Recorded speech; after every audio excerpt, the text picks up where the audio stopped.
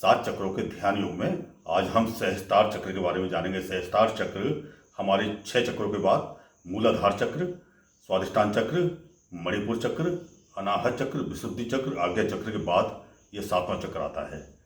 तो ये 7वें चक्र पर ध्यान लगाने के लिए हम सीधे बैठेंगे और सीधे बैठने के बाद प्रथम हम अपने जो भी इष्ट हैं उनको हम आज्ञा चक्र पे ध्यान करेंगे और आज्ञा चक्र पर ध्यान करने के बाद फिर हम एक दिव्य ऊर्जा अपने मस्तिष्क में महसूस करेंगे।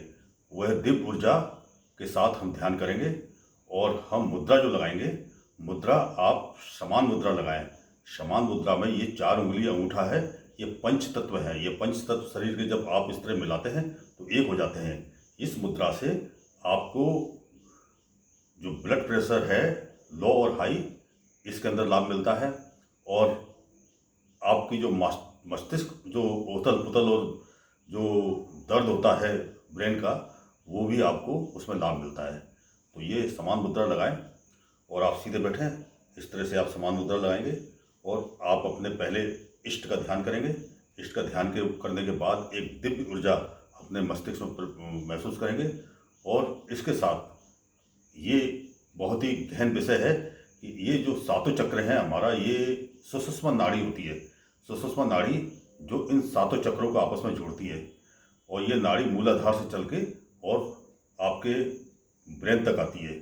तो ये जो नाड़ी है, जब ये ऊर्जावान होती है तो आपके शरीर को अत्यधिक लाभ मिलता है। तो ये आप ध्यान लगाएं और ध्यान लगा के आप ऐसा महसूस करें कि आपकी जो श्वास है, श्वास दाहिने साइड से जो पिघला नाड़ी है दाहिने साइड से जा रही है और जो एड़ा नाड़ी है बाएं साइड से वो बाहर आ रही है, फिर बाएं साइड से जा रही है, फिर दाहिने साइड से आ रही है।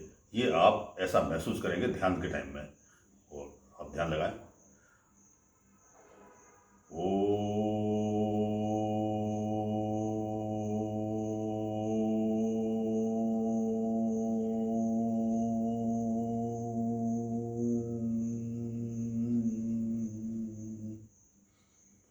मैं राम जी की छवि स्थापित कर रहा हूँ और दिव्य प्रकाश एक मेरे मस्तिष्क के अंदर प्रवेश कर रहा है और मेरा ध्यान मेरे सहस्त्रार चक्र की तरफ है।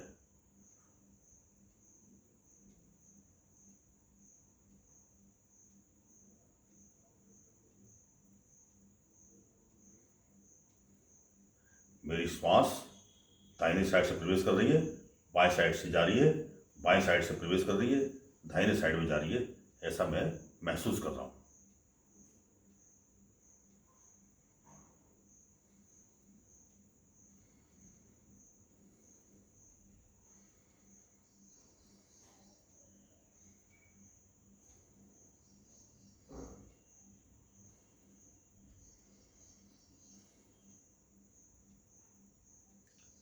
इस तरह से आप सहस्त्रार चक्र पर ध्यान लगाएंगे तो ये आपके 7 चक्रों पर लगातार कंटिन्यू ध्यान लगाएंगे तो एक घर्षण होता है।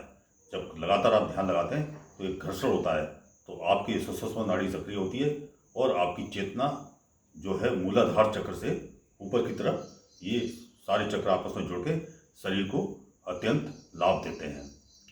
और इसके बाद फिर एक ऋषि मुनियों द्वारा कहा गया है 8वां चक्र, और वेदों के द्वारा भी एक 8वें चक्र की बात की गई है। तो ये 8वां हमारा चक्र जो है, ये सुषुम्ना शीर्ष जो टॉप होता है, ये कहीं इसको राधा चक्र बोलते हैं, कहीं ब्रह्म चक्र बोलते हैं। और ये सुषुम्ना शीर्ष हमारा जो ब्रह्म का स्थान है।